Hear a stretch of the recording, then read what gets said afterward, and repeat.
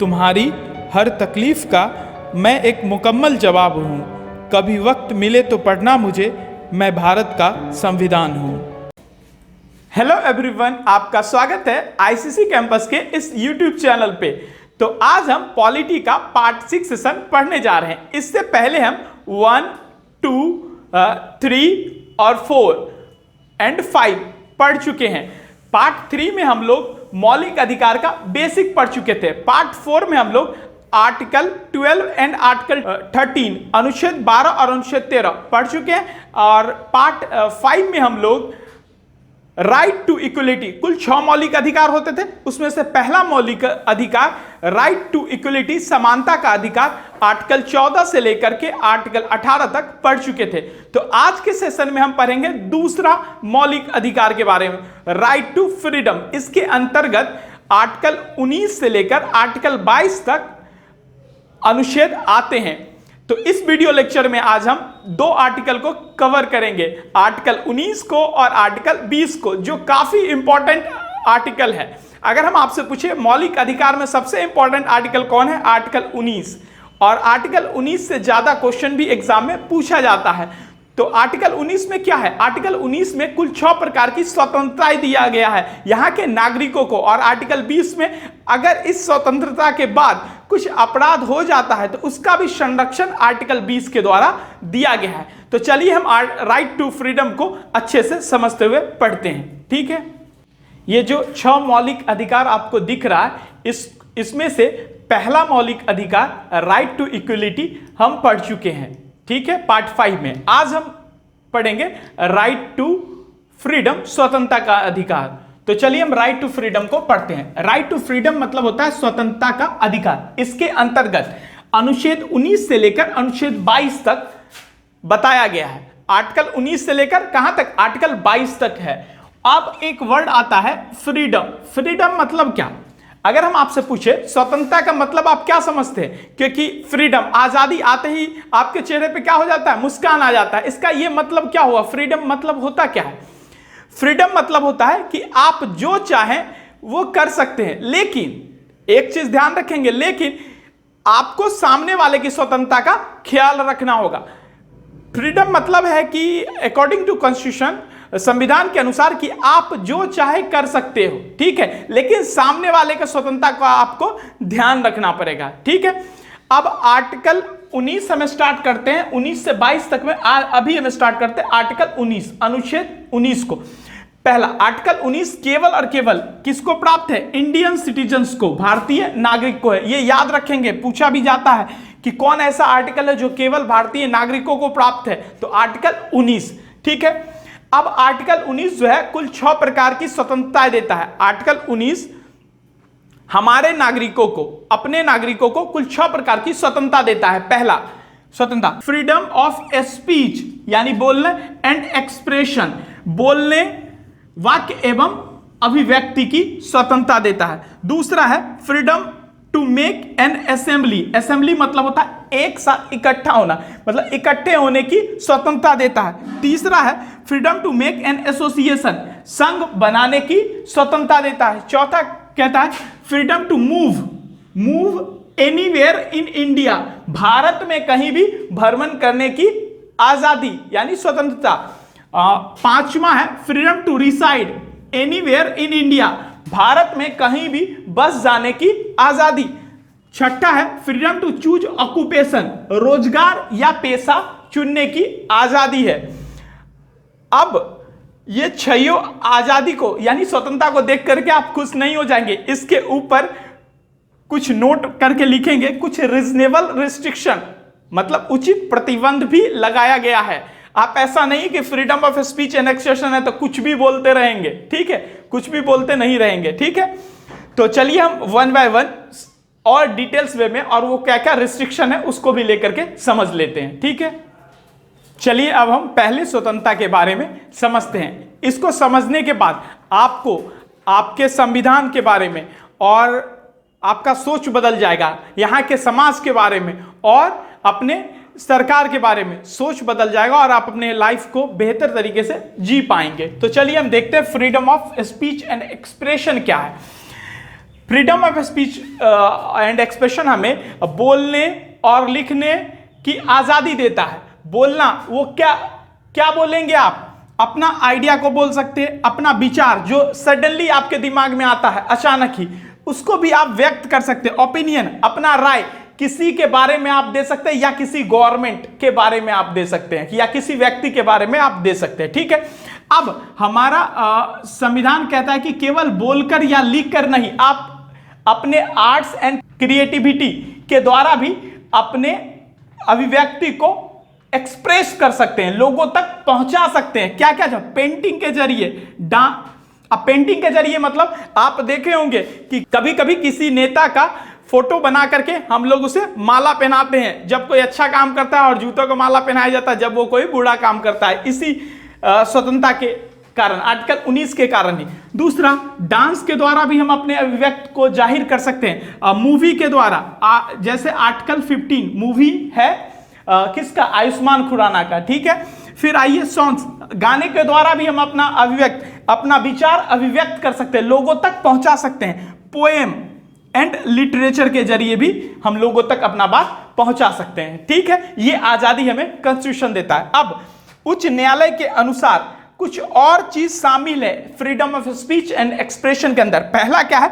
Press की स्वतंत्रता। अगर आपसे क्वेश्चन आए कि कौन सा आर्टिकल के द्वारा प्रेस की स्वतंत्रता दी गई है, 4 ऑप्शन दे दिया जाए तो आंसर क्या होगा? आर्टिकल 19। जैसे हम न्यूज़पेपर पढ़ते हैं, वो न्यूज को पावर कौन, अधिकार कौन देता है न्यूज छापने का, या न्यूज चैनल को कौन अधिकार देता है न्यूज का इंफॉर्मेशन हम तक पहुंचाने का, देने का? ये आर्टिकल 19 देता है। ठीक है, दूसरा, फोन टैपिंग के विरुद्ध अधिकार। आपका फोन कोई टैप नहीं कर सकता है, इसके विरुद्ध भी अधिकार है। ठीक है, तीसरा, चुपचाप रहने का अधिकार। जिस तरह हमें बोलने का अधिकार प्राप्त है, उस तरह हमें चुप रहने का भी अधिकार प्राप्त है, मौलिक अधिकार प्राप्त है। उसका सरकारी गतिविधियों के बारे में जानने का अधिकार। जैसे मान लीजिए कि हम एक कैसे कंट्री में रहते हैं, हम लोग एक डेमोक्रेटिक कंट्री में रहते हैं, मतलब लोकतांत्रिक देश में रहते हैं। लोकतंत्र मतलब होता क्या? लोगों की सरकार, और लोग यहां पे क्या है? राजा है, और जो मुख्यमंत्री, प्रधानमंत्री या और भी मंत्री लोग हैं, वो क्या है? सेवक हैं। ठीक है,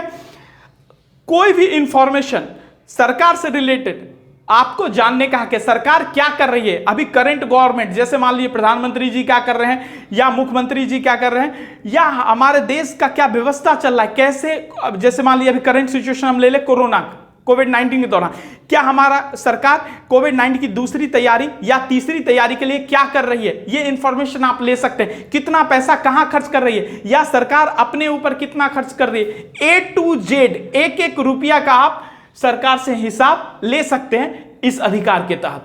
ठीक है, और प्रदर्शन, पांचवा, प्रदर्शन एवं विरोध का अधिकार। अब प्रदर्शन करने का और विरोध करने का भी अधिकार हमें हमारा कॉन्स्टिट्यूशन देता है आर्टिकल 19 के तहत।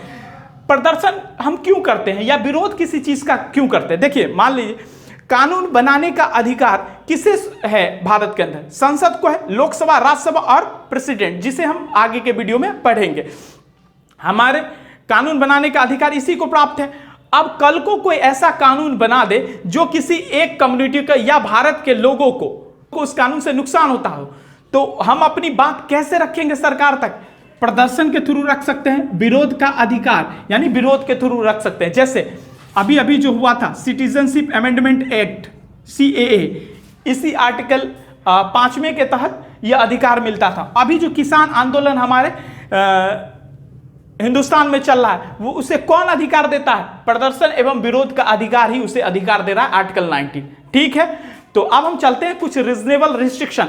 अब इस स्वतंत्रता के बाद आप ऐसा नहीं कि कुछ भी बोल देंगे, कुछ रिस्ट्रिक्शन भी है, उस रिस्ट्रिक्शन को भी हम जान लेते हैं। चलिए, अब हम कुछ रीजनेबल रिस्ट्रिक्शन यानी उचित प्रतिबंध जो राज्य के द्वारा हम पर लगाया जा सकता है, वो क्या क्या है लिस्ट के अंदर। देखिए, पहला, freedom of speech and expression के अंदर ये 7 रिस्ट्रिक्शन है। सबसे ज्यादा रिस्ट्रिक्शन स्पीच एंड एक्सप्रेशन में, क्यों? क्योंकि सबसे ज्यादा तरीके का एक्सप्रेस करने का तरीका यही स्पीच एंड एक्सप्रेशन हमें देता है। ठीक है, अब वो क्या क्या रिस्ट्रिक्शन है हिंदी में भी हम समझते हुए चलेंगे। चलिए हम इसको समझते हैं, ध्यान देंगे। ये छयों का यूज हम आगे भी करेंगे, तो आप ध्यान से इसको समझेंगे। ठीक है, पहला, sovereignty and integrity of India, Bharat के संप्रभुता और अखंडता। आप, इसका हिंदी हुआ, आप कोई ऐसा बात नहीं बोलेंगे जिससे हमारे भारत के संप्रभुता या अखंडता पे चोट पहुंचे। पहला लाइन आप समझ में आ गया। आप कुछ ऐसा ना बोलेंगे, ना लिख करके, ना पेंटिंग के जरिए या किसी भी माध्यम से आप भारत के संप्रभुता या अखंडता पे अटैक नहीं कर सकते हैं। दूसरा, सिक्योरिटी ऑफ स्टेट, इसका हिंदी होता है राज्यों की सुरक्षा। अब आप कोई ऐसा बात नहीं कल को बोल देंगे जिससे क्या हो जाएगा, हमारे राज्य की सुरक्षा खतरे में आ जाए। ठीक है। तीसरा, friendly relations with foreign state, हम कोई भी ऐसा बोली नहीं बोलेंगे, ना ही कोई लिखित में कुछ देंगे, या नहीं तो कोई क्रिएटिविटी या आर्ट के जरिए कोई ऐसा एक्सप्रेस नहीं करेंगे जिससे हमारा दोस्ती जो है, हमारे कंट्री का दोस्ती पड़ोसी देश है, उससे हम क्या होना चाहिए, उससे दोस्ती बिगड़ना नहीं चाहिए। कोई ऐसा बात नहीं बोलेंगे जो वर्ल्ड में जितनी भी कंट्री है, इंडिया से उसका रिलेशन बिगड़ ना जाए, संबंध बिगड़ ना जाए। समझ में आ गया। चलिए अब हम पब्लिक ऑर्डर को समझते हैं। पब्लिक ऑर्डर को हिंदी में लोक व्यवस्था कहते हैं। अब लोक व्यवस्था मतलब क्या, आप कोई भी ऐसा बात ना बोलेंगे, ना लिख करके जारी करेंगे, या नहीं तो कोई डिफरेंट एक्टिविटी के जरिए, painting, dancing, movie, song, poem या लिटरेचर के जरिए आप कुछ ऐसा नहीं करेंगे जिससे क्या हो जाए, दंगा, दो समुदाय के बीच दंगा होने का चांस हो जाए। ठीक है, लॉ एंड ऑर्डर जो है प्रॉब्लम में आ जाए, ऐसा कुछ भी नहीं करेंगे। अब आइए पांचवा नंबर पे। पांचवें नंबर पे हम पढ़ते हैं डिसेंसी या मॉरलिटी। डिसेंसी मतलब होता है शिष्टाचार और मॉरलिटी मतलब होता है सदाचार। आप ऐसा कुछ भी नहीं बोलेंगे, यहां लिख कर देंगे जिससे शिष्टाचार या सदाचार क्या हो, कोई किसी को गाली गलौज या अभद्र बात आप किसी को नहीं बोलेंगे। ठीक है। छठा होता है कंटेम्प्ट ऑफ कोर्ट, कोर्ट की अपमानना। इसका हिंदी क्या होता है, कोर्ट की अपमानना। अब कोर्ट का अपमानना क्या होता है, देखिए कंटेम्प्ट ऑफ कोर्ट जो है, there are two types of contempt of court. पहला सिविल कंटेम्प्ट, दूसरा क्रिमिनल कंटेम्प्ट। सिविल कंटेम्प्ट क्या होता है, सिविल कंटेम्प्ट का मतलब क्या होता है कि अगर कोई कोर्ट किसी आदेश को, निर्देश को या रिट को जारी करता है और उसे जानबूझकर ना मानना क्या होता है, वह सिविल कंटेम्प्ट कहलाता है। अब क्रिमिनल कंटेम्प्ट क्या कहता है, क्रिमिनल कंटेम्प्ट कोई भी आप बोली हो या लिखित वे में हो या कुछ ऐसे एक्सप्रेशन के थ्रू ना कह दिए हो जिससे हमारे कोर्ट का जो है मर्यादा धूमिल हुआ हो, या उसे आप नीचा दिखाना चाहते हो, कोर्ट के इज्जत को नीचा नहीं दिखा सकते, इसी को हम क्रिमिनल कंटेम्प्ट कहते हैं। समझ में आ गया होगा। अब देखिए आर्टिकल 129, अनुच्छेद 129 जो है वो हमारे सुप्रीम कोर्ट को पावर देता है कि खुद के अपमानना के खिलाफ आप उसको दोष दे सकते हैं, सजा दे सकते हैं उस व्यक्ति को। ठीक है। अब इसमें सजा क्या हो सकता है कंटेम्प्ट ऑफ कोर्ट, अगर कोर्ट की अवमानना करें, 2000 रुपया फाइन हो सकता है, या 6 माह का सजा हो सकता है, या दोनों एक साथ हो सकता है। ठीक है, उम्मीद है आपको कंटेम्प्ट ऑफ कोर्ट समझ में आया होगा। अब हम चलते हैं डिफेमेशन। डिफेमेशन मतलब क्या होता है, मानहानि। मानहानि मतलब क्या होता है समझिए, जैसे मान लीजिए ये कोई व्यक्ति है और ये कोई व्यक्ति है, ये व्यक्ति जो है इस व्यक्ति के खिलाफ कुछ अभद्र बातें कहता है, कुछ ऐसा झूठी अफवाहें फैलाता है, कहां, पब्लिकली, लोगों के बीच में कुछ ये व्यक्ति इसका अभद्र बात यानी कुछ अफवाह फैलाता है जो झूठा है, गलत है, तो इसे ही मानहानि कहते हैं। इसे ही क्या कहते हैं, मानहानि कहते हैं। तो ऐसा भी आप नहीं कर सकते हैं। अब इंसिटमेंट टू एन ऑफेंस मतलब क्या होता है, अपराध के लिए उकसाना। इसका मतलब क्या, आप कोई ऐसा बोली नहीं करेंगे, ना आप कोई ऐसा मैसेज पास करेंगे या डिफरेंट एक्टिविटी के जरिए जिससे अपराध होने का चांस बढ़ जाए।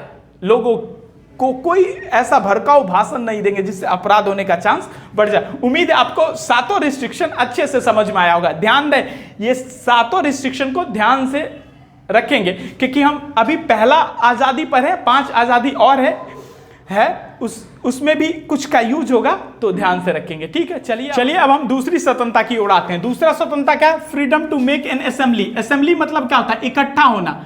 अब इकट्ठा होंगे किस लिए, किसी पर्पस के लिए, कोई खास मकसद के लिए। वो मकसद क्या हो सकता है, मंदिर के लिए, मस्जिद के लिए, या तो चर्च में या नेताजी के रैली में आप एक जगह इकट्ठा हो सकते हैं, या किसी खास पर्पस के लिए, ठीक है, आप एक जगह इकट्ठा होते हैं। हमारा संविधान क्या करता है कि मिलिए जुलिए, एक जगह इकट्ठा होइए, अपना विकास कीजिए, और अपने विकास जैसे होगा उससे क्या होगा, हमारे देश का विकास होगा। लेकिन एक चीज को ध्यान रखना पड़ेगा, जो इकट्ठा होंगे वो शांतिपूर्ण ढंग से इकट्ठा होंगे और निशस्त्र बिना कोई हथियार के एक जगह पे इकट्ठा हो सकते हैं। यह हमारा कॉन्स्टिट्यूशन हमें बताता है, ठीक है।